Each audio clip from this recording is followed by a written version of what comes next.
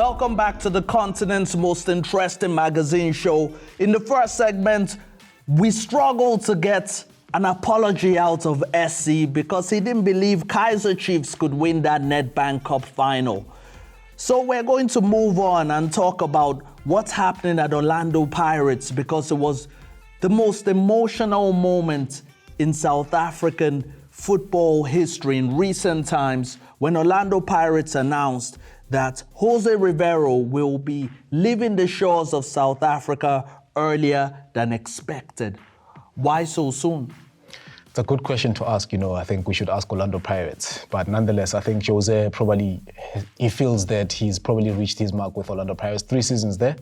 And also, we can't blame him. Chances are probably he's looking at Sundowns and thinking, how am I going to topple these guys? Maybe I need to move somewhere else. But nonetheless, our conversation is not there. I can't believe we just said that.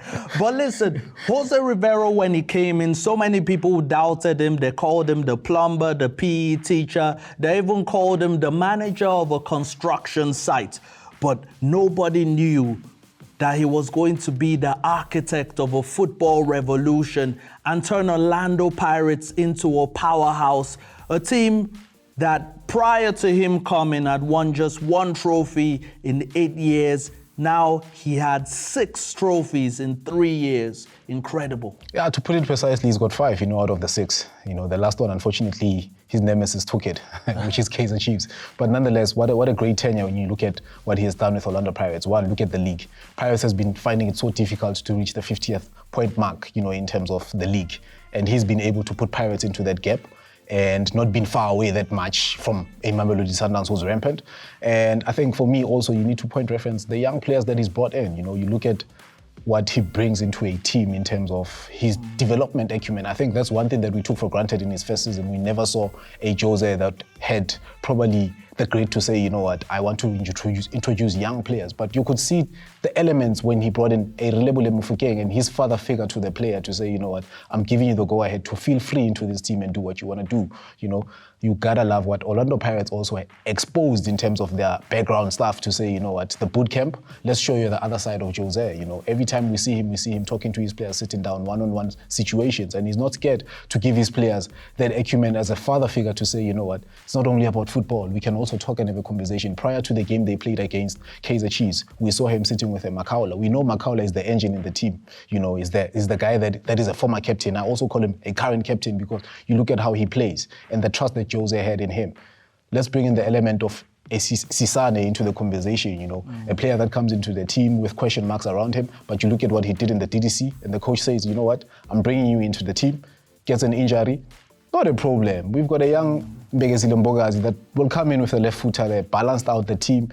It was so beautiful to see all these youngsters that are coming in. I love to see it. A Mamelodi Sundowns fan, but he's emotional when he's speaking about Jose Riviero. You're not here in the studio. There's a tear in this guy's eye. There's a tear in his eye.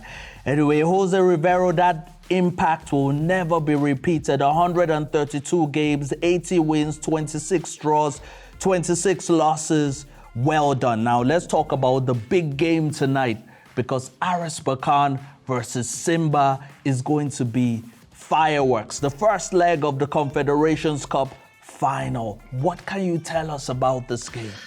I love that you're saying fireworks. Fadlu Davies probably received the message in his press conference after winning, and the message told him that remember what happened in May 20th, 2022, and while he was still there at Orlando Pirates. The message was to say to him, I think you've got an opportunity here to cause an upset.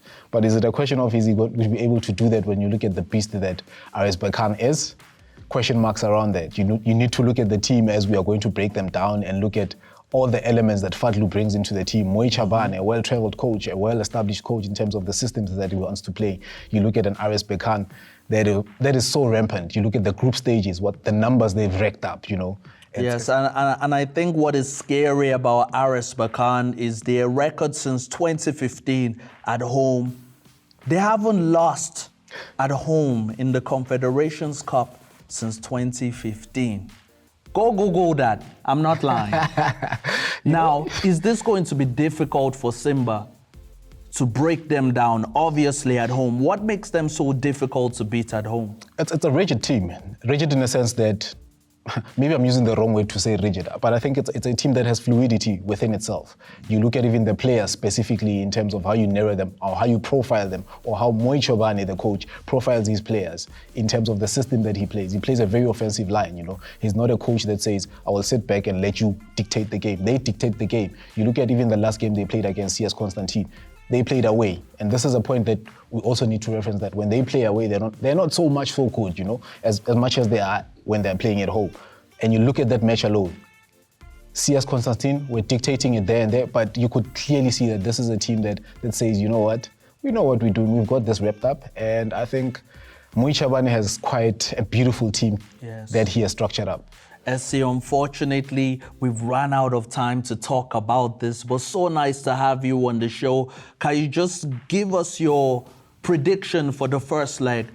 What do you think the score is going to be? You like putting me on the spot on this conversation. Look, I'll give it to RS Berkane. Why I give it to RS Berkane? I think they've been clinical. The number of goals they score against a Simba team that is not so good in terms of defensive structures, and I look at this team and I say the system they play, it's going to trouble Fadlu Davids, but at the same time, it's a game of two legs. So 1-0, 2-0? 2-1. 2-1. 2-1 to RS Berkane. It's a game of two legs, football lovers, and on next week's show, we're going to be going deeper into this tie because so much is going to happen in the first leg.